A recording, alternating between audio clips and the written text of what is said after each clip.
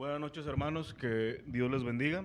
Les invito por favor a que vayamos a nuestras Biblias y vayamos al libro de Job, capítulo 38. Estamos prácticamente a dos temas de poder terminar nuestro estudio. Y hoy vamos a ver el primer discurso de Dios a Job, el cual lo vamos a titular Dios se presenta ante Job. Ahora, más allá del título, hermanos, ruego al Señor que en esta aparición de Dios a Job, después de todo lo que ha sido la trama de su vida, nosotros podamos salir beneficiados y tener un panorama un poco más real de lo que implica el encuentro de un hombre con Dios. Hay una palabra que solemos usar mucho los cristianos, que es teocentrismo.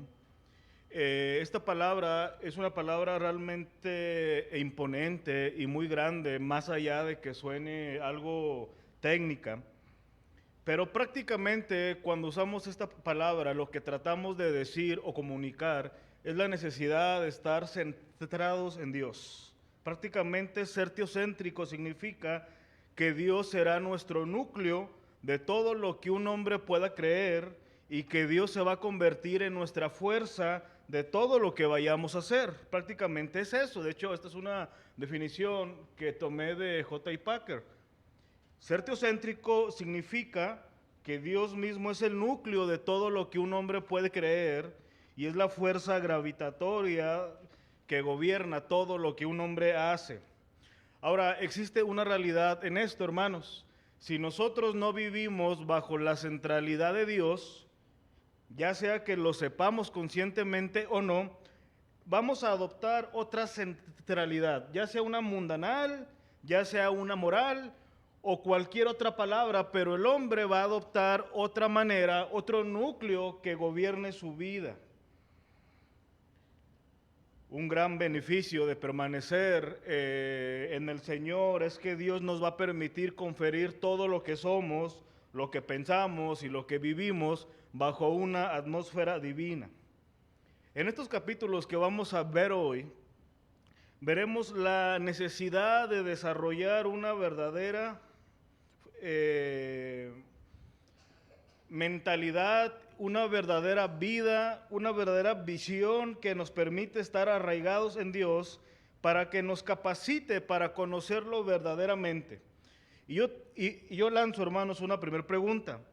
¿Cómo pensamos nosotros que sería un encuentro con Dios? Usemos un poco nuestra imaginación. ¿Cómo pensamos que sería tener un encuentro con Dios? Mucho se habla esto desde el punto de vista escatológico, en donde decimos, bueno, ¿cómo será estar frente al Señor? Y lo que más se escucha es que por fin vamos a tener la oportunidad de preguntar todo a Dios, cada secreto, cada duda, cada misterio, cada cosa que nos causa incógnita. Muchos dicen, bueno, yo voy a aprovechar ese tiempo para preguntarle por qué me salvó. Yo voy a aprovechar este tiempo para preguntarle sobre algún familiar, sobre cómo fue que pasó lo del diluvio, sobre si realmente Pablo fue arrebatado o no, etcétera, etcétera. Preguntamos o pensamos tantas cosas, pero hermanos, ¿realmente será así? Realmente cuando estemos frente al Señor vamos a tener la oportunidad o el deseo de indagar sobre cosas horizontales, o vamos a estar consumidos por Dios al ver su brillo, al ver todo lo que Dios es.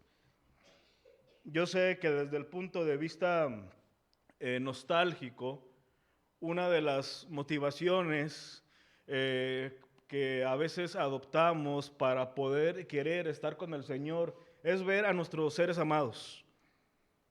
Pero alguien comentó que la mayor manera de amar a nuestros seres amados es en vida, porque estando en la eternidad de esta persona, vamos a estar consumidos por Dios, que realmente no vamos a pensar en el abuelo, en el padre, en el esposo. La verdad que todo esto es una incógnita. Pero hoy vamos a ver en el encuentro de Dios con Job que hay mucha diferencia de lo que solemos pensar será estar frente al Señor. Más allá de resolver esas incógnitas, esos misterios, hoy se nos presenta de un modo diferente. Y lo vamos a ver bajo dos puntos, el capítulo 38 y 39. Y en primer lugar, hermanos, vamos a ver que el plan redentor de Dios es más importante que nuestras inquietudes. El plan redentor de Dios es más importante que nuestras inquietudes.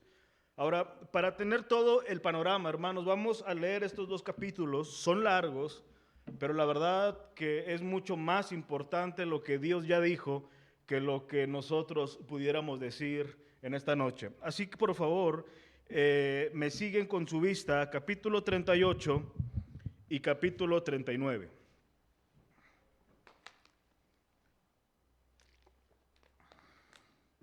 Entonces respondió Jehová a Job desde un torbellino y dijo: ¿Quién es este que oscurece el consejo con palabras sin sabiduría? Ahora ciñe como varón tus lomos, yo te preguntaré y tú me contestarás. ¿Dónde estabas tú cuando yo fundaba la tierra? Házmelo saber si tienes inteligencia.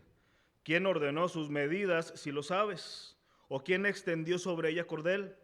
¿Sobre qué están fundadas sus bases?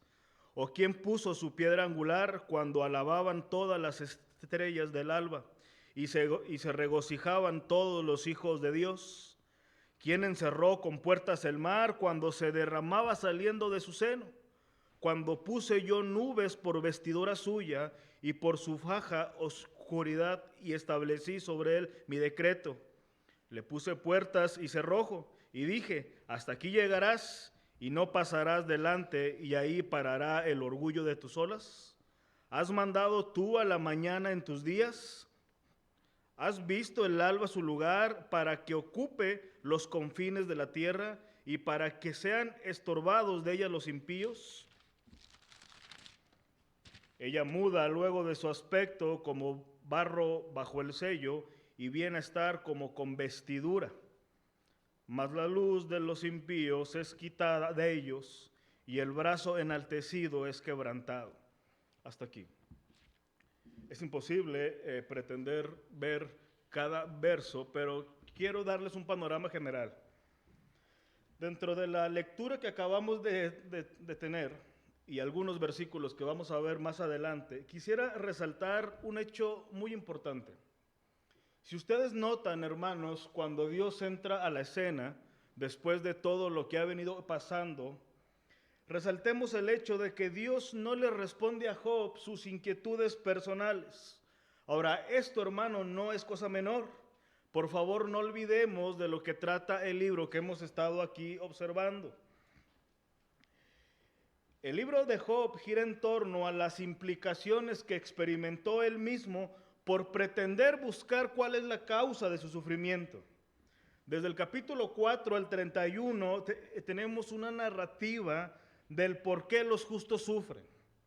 Ahora, Elifaz, Bildad y Zofar indagan y reflexionan sobre si es justo que los justos sufran. Es por eso que cuando Job estaba sufriendo, para ellos era: tú tienes que estar pecando, debe de haber algo oculto allí.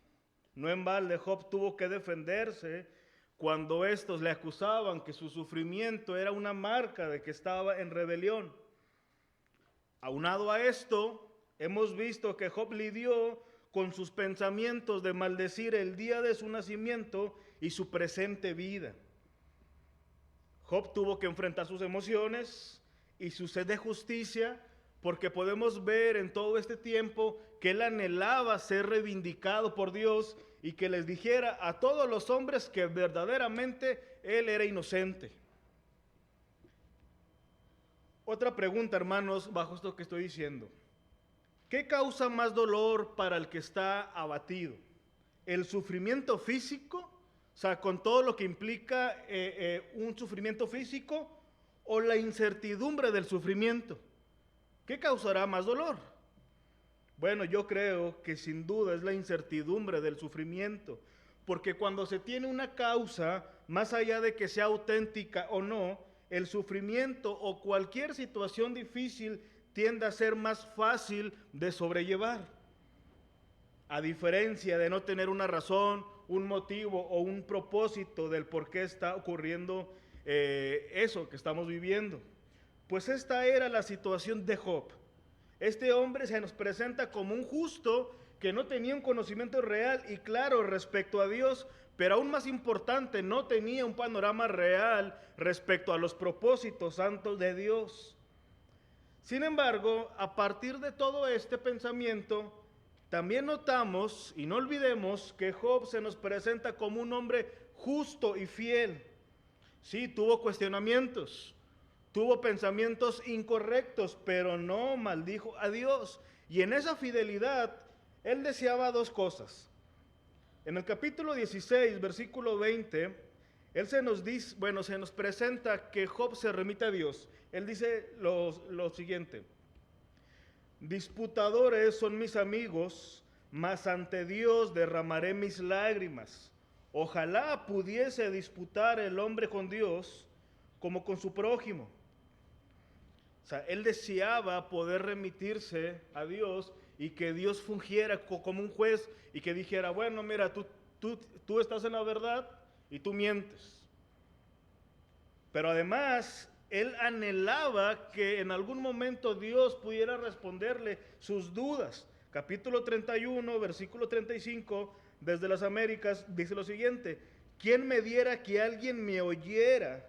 He aquí mi firma, que me responda el Todopoderoso. Así que Dios, conocedor de todo esto, por supuesto que responde e interviene verdaderamente como un árbitro, primeramente a Job, luego a sus amigos. La gran diferencia es que Dios no lo hace como Job esperaba, puesto que Job esperaba que Dios apareciera en la escena y rápidamente se sentara a responder cada pregunta y cada duda que Job tenía. Ahora, en esto podemos ver parte de nuestra corrupción, porque el hombre en su egoísmo suele juzgar el amor de las demás personas basado en la disposición que las personas tengan hacia él, ya sea en tiempo, en acciones o en cualquier cosa.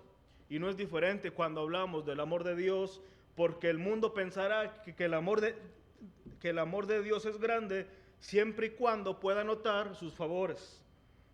Es decir, siempre y cuando las personas puedan notar o ver que le están aconteciendo cosas buenas.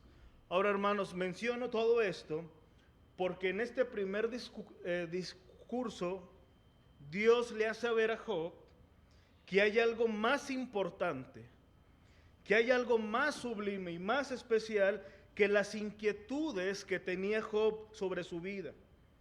Y la primera manera en que Dios le hace ver esto a Job es diciéndole que todas sus palabras adolecen de sabiduría. Ve por favor los versículos 1 y 2, versículo 2 del capítulo 38. ¿Quién es ese que oscurece el consejo con palabras sin sabiduría? No le está diciendo a Eliú, le está diciendo a Job, aludiendo a todas sus palabras que adolecieron de sabiduría. Y luego Dios, con sumo poder y presencia, le pide a Job que asuma su responsabilidad. Ahora ciñe como varón tus lomos, yo te preguntaré y tú me contestarás. Qué impresionante escena. Dios diciéndole, ¿anhelabas esto? ¿Querías que yo me presentara? ¿Querías que por fin te diera mis palabras? Sé responsable, asume lo que has dicho y primero contéstame tú esto. Qué fuerte es esto que Dios le dice a Job y le lanza una primera pregunta que con esa basta. ¿Dónde estabas tú cuando yo fundaba la tierra? Házmelo saber si tienes inteligencia. Todo hombre se cree sabio e inteligente hasta que nos exponen en nuestra necedad. Es una realidad. Dios en su sabiduría se valió de tan solo una pregunta para indicarle a Job cuán necio e insensato había sido su lucha hacia Dios. En ocasiones los hombres se envalentonan a discutir cuando se saben en las mismas condiciones. ¿Por qué me voy a dejar? ¿Por qué voy a permanecer en silencio? Yo puedo, tú puedes. Sin embargo, ¿cómo nos vamos a envalentonar cuando se trata de hablar del eterno Dios? Dios le recuerda a Job que él fundó la tierra y que en ese momento tan solo la trina deidad estaba presente. No había ningún hombre, no había nadie aconsejando, sugiriéndole, solamente Dios, el Padre, el Hijo y el Espíritu Santo, ordenando y creando en su sabiduría. Ahora, es evidente que Job, al escuchar a Dios desde ese torbellino, él supo que él era finito. Él supo que no podía decir nada ante la magna pregunta. Además, pareciera ser, si meditamos en esto, que Dios quería que Job reflexionara en lo siguiente. Es decir, si él no estuvo presente en el majestuoso plan creador, es obvio que desconozca todos los propósitos de Dios.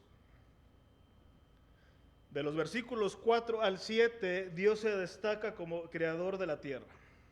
De los versículos 8 al 11, Dios se presenta como creador del mar. Nota una vez más estas palabras tan poéticas. Versículos 8 al 11. ¿Quién encerró con puertas el mar cuando se derramaba saliéndose de su seno? Cuando puse yo nubes por vestidura suya y por su faja oscuridad, y establecí sobre él mi decreto, le puse puertas y cerrojo, y dije, hasta aquí llegarás, y no pasarás delante, y ahí parará el orgullo de tus olas. Qué magnífico Dios diciendo, mira, yo creé las nubes para que alimentaran el mar. Yo puse límites al mar, para que el mar no se jacte diciendo, yo y mis olas somos grandiosas. No sé si tú habías escuchado, hermano, pero hay una asociación o sociedad que se llama la Organización Hidrográfica Internacional, que es la que se encarga de delimitar el territorio marítimo. Ellos dicen que en total hay 5 océanos y aproximadamente 57 mares, todos perfectamente delineados. Ahora, esto no fue un invento de ellos tan solamente están reconociendo lo que Dios ha hecho. Es más fácil que Dios ponga límites al mar que para nosotros abrir la llave de nuestra propia casa, para darnos una idea. Todo eso lo hace Dios. En los versos 12 al 15, Dios habla poéticamente del día y de la noche. ¿Has mandado tú a la mañana en tus días? Y es sorprendente el versículo 15. Mas la luz de los impíos es quitada de ellos, y el brazo enaltecido es quebrantado. Es como si dijera, yo puse límites a la noche para que los impíos no hagan sus atrocidades eternamente, sino que está la luz. Ahora, hermanos, cuando pensamos en el día, en la noche, en el mar, en la tierra, en sus límites, en cómo Dios sabiamente ha hecho todo, deberíamos de pensar, ¿quién de nosotros hubiese podido trazar un plan tan perfecto? ¿Quién de nosotros puede pensar en la relación que Dios puso al sol con el universo para delinear lo que será el día y en la noche en nuestro planeta? ¿Cómo podemos relacionar esto con nuestra vida cristiana?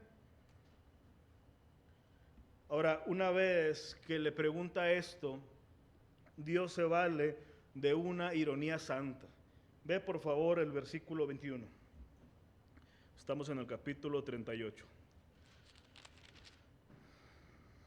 Tú lo sabes, pues entonces ya habías nacido, y es grande el número de tus días.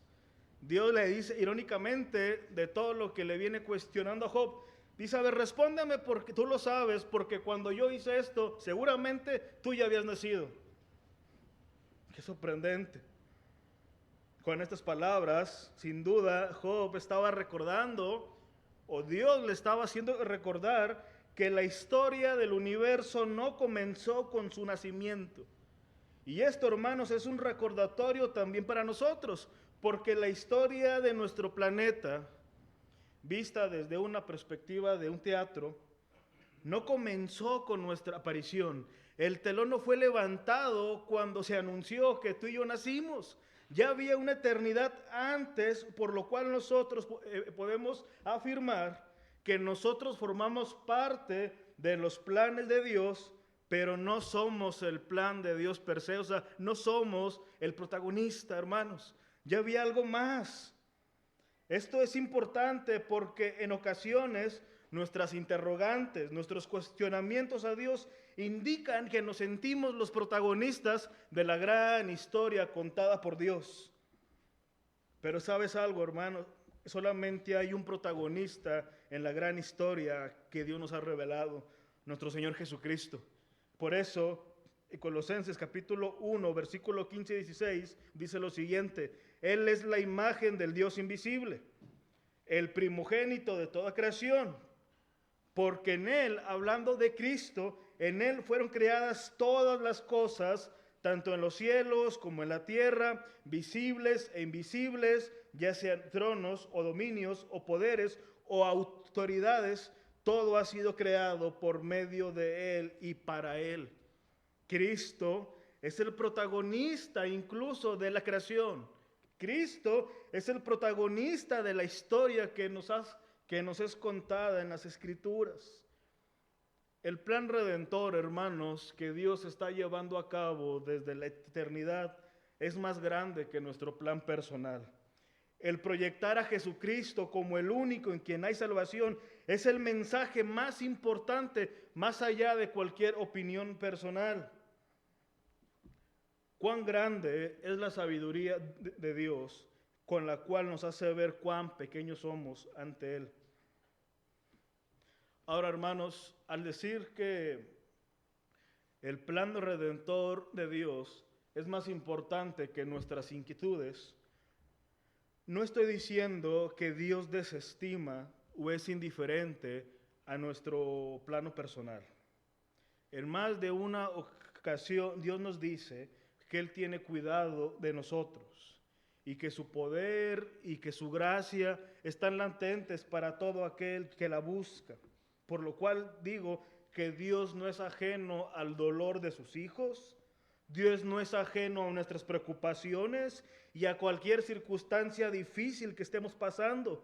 Más bien Dios en su sabiduría nos concede el camino para cursar cualquier dolencia, y la mejor manera es meditando en quién es Dios. Porque cuando yo pienso, reflexiono y medito en el plan redentor, yo voy a entender que la vida va más allá de mí, que mi circunstancia no puede definir lo que Dios hace o que indica silencio de parte de Dios.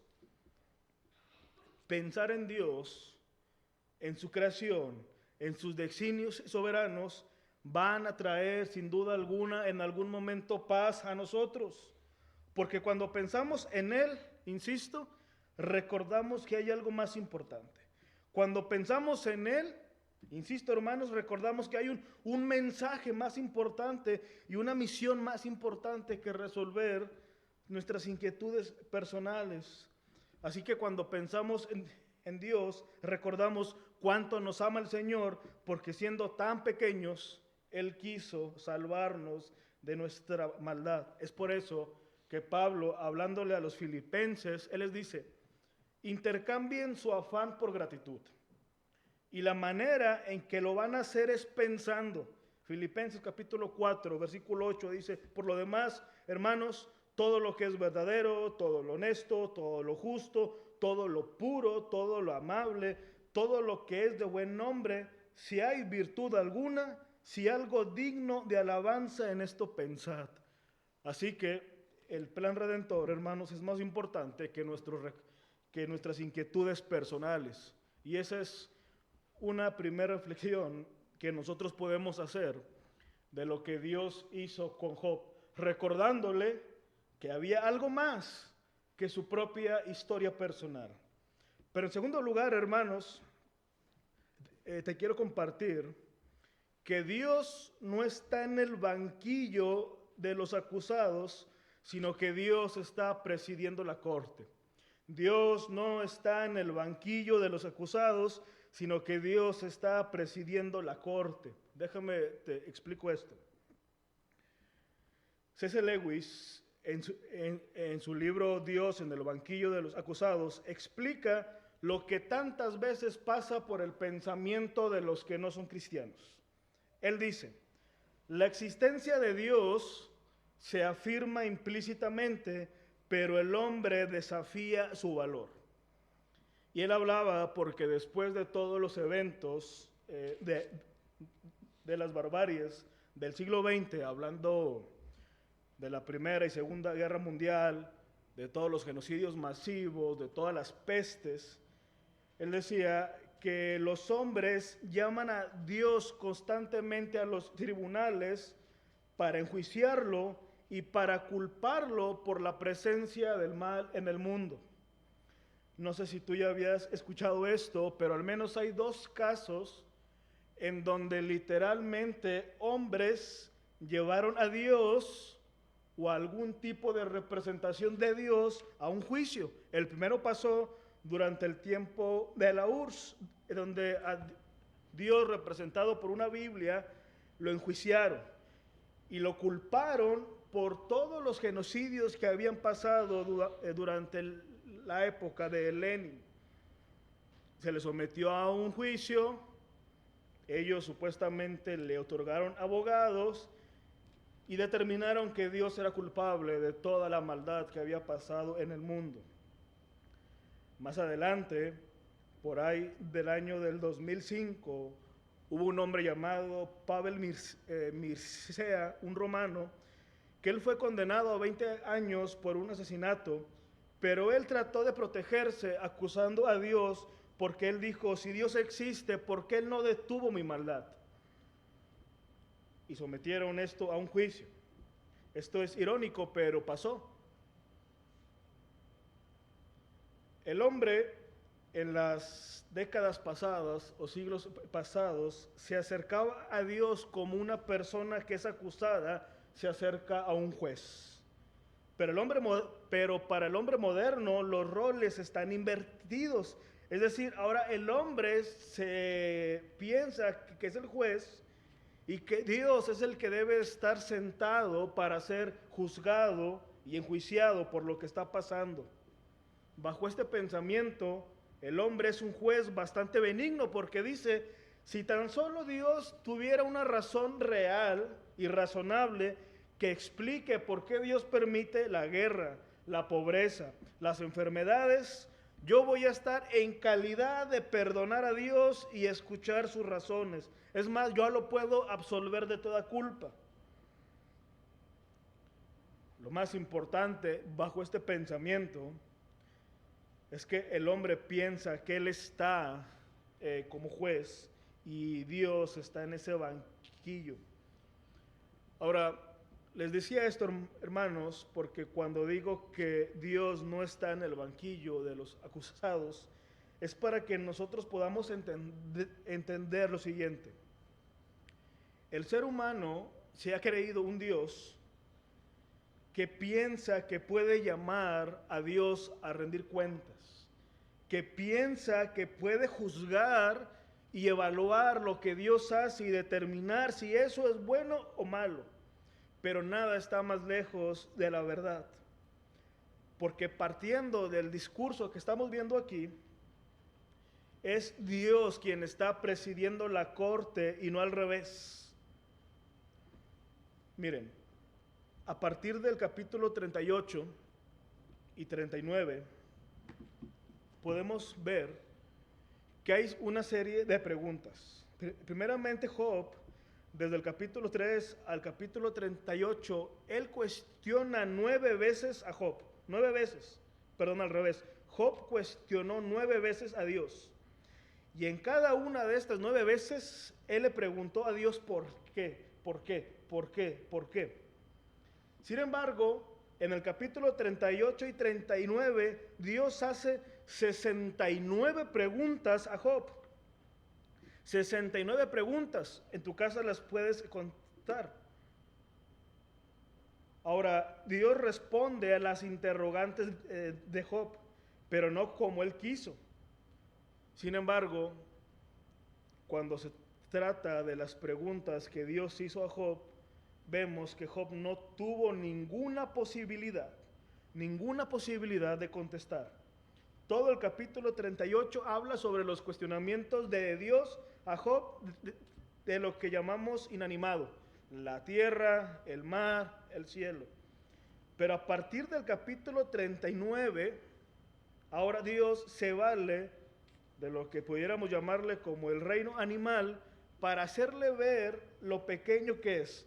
Vean por favor el capítulo 39, versículo 5. Voy a estar leyendo algunas preguntas. Capítulo 39, versículo 5. ¿Quién echó libre al asno montés y quién soltó sus ataduras? Versículo 1. ¿Sabes tú el tiempo en que paren las cabras monteses? ¿O miraste tú a las ciervas cuando están pariendo? Versículo 13. ¿Diste tú hermosas alas al pavo real o alas y plumas al avestruz? Versículo 19. ¿Diste tú al caballo la fuerza? ¿Vestiste tú su cuello o de crines ondulantes? Versículo 26 y 27. ¿Vuela el gavilán por tu sabiduría y extiende hacia el sur sus alas? ¿Se remonta el águila por tu mandamiento y pone en alto su nido? Mediante estas preguntas Dios hizo ver a Job y por ende a nosotros toda nuestra incapacidad de responder, lo cual debería bastar para detenernos en los cuestionamientos, en las quejas y en las críticas que exista en nuestro corazón por la manera en que Dios procede. Ahora, qué es impresionante, hermanos, y esto nos debe de llevar al siguiente punto. Si nosotros no podemos explicar cómo fue creado la tierra, el mar, la lluvia, el día, la luz, y si no tenemos respuesta para todo lo que corresponde al reino animal, ¿qué nos hace pensar que podemos cuestionar y juzgar los designios de Dios para la humanidad en los cuales estamos incluidos? Así que nosotros, y yendo hacia el final, pensemos en esto, hermanos. No podemos responder todo lo que Dios hace. No podemos responder cómo fue que Dios lo hace. Entonces esto nos debe de llevar a nosotros a abrazar la providencia de Dios. Nosotros abrazamos la providencia de Dios mediante la fe y no partiendo desde nuestra lógica. Cuanto más conscientes somos de la providencia de Dios, más podemos decir que Dios va avanzando poderosamente y que en todo lugar hay un destello, hay algo que enmarque el poderoso brazo de Dios y el palpitar de su poderoso corazón. Esto lo mencionó Warfield. Dios gobierna, y el hecho de que nosotros no podamos sondear completamente las profundidades de sus caminos, eso no nos debe nublar para decir y para afirmar que de Él y por Él y para Él son todas las cosas, y decir como Pablo, a Él sea la gloria. Hay muchas cosas, hermanos, es más, la mayoría de las cosas nosotros no sabemos el por qué acontecen, pero sí sabemos quién las ha ordenado. Y así que nadie está más calificado para gobernar el mundo que aquel que lo hizo. Es por eso que Dios, en su perfecta sabiduría, santidad, justicia, poder y amor y bondad, no fallará. Así que nosotros podemos ser como ese niño que estaba en paz en un barco que le asustaban las olas, porque a pesar de ese susto él dice, yo estoy en paz porque mi papá es el capitán. Nosotros como creyentes podemos decir, desconocemos las cosas, desconocemos por qué Dios hace y permite esto, No podemos dar una razón de cada acontecimiento, pero sabemos quién ordena cada asunto, sabemos quién gobierna cada cosa. Por tanto, nos unimos al salmista que dice que Dios es nuestro refugio y fortaleza, nuestro pronto auxilio en las tribulaciones. Por tanto, no temeremos aunque la tierra sufra cambios y aunque los montes se deslicen al fondo de los mares. Hermanos, nuestro desconocimiento de los acontecimientos no debe nublar nuestra mirada, ni hacer menguar la fe. Más bien, toda nuestra incapacidad de responder debe llevarnos al Dios que está presidiendo la corte en la humanidad. Dios no está sentado allí esperando sentencia. Dios es el juez. Él dicta el curso de la historia. Él preserva sus planes y hace todo para gloria de su nombre y para bien de su iglesia. Así que, hermanos, en este primer discurso vemos que es importante entender que lo que Dios hace es más importante que nuestro plano personal, y que Dios se presenta ante el hombre no como alguien que está esperando sentencia, sino como aquel que juzga. Y esto entendió Job. Él pretendió que él iba a cuestionar a Dios, y él fue el confrontado.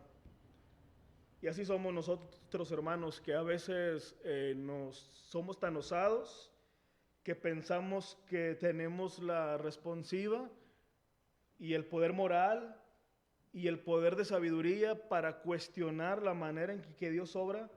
Pero, hermanos, cuando estamos frente al Señor en su palabra, nosotros somos los confrontados, nosotros somos los humillados, nosotros somos los que nuestro corazón es expuesto, y todo para llevarnos a Él.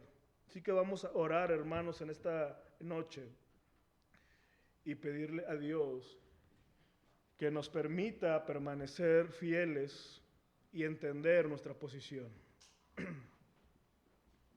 Padre, te damos gracias una vez más. Y te pedimos también, Señor, que nos perdones porque a veces somos tan atrevidos, que nuestros pensamientos divagan rápidamente, y a veces, Señor, pensamos en que podemos juzgar tu manera de proceder. Perdónanos. Perdónanos, Señor, cuando tan livianamente pensamos que tenemos las respuestas de lo que pasa. Señor, no conocemos nada. Y si algo conocemos, Señor, es que tú gobiernas el mundo, que tú eres soberano y que en tu sabiduría, Señor, tú obras de manera correcta y justa. No hay mayor descanso para nosotros que adherirnos a esa verdad. No nos reveles, Señor, el por qué haces las cosas. Ayúdanos a conocerte a ti. Y ayúdanos, Señor, que nuestro corazón quede satisfecho con quien tú eres. Gracias, Padre, porque no te ocultas de nosotros y te ha placido, Señor, darnos un testimonio de ti en tu palabra. Gracias, Señor, y te suplicamos esto en el nombre de Jesús. Amén.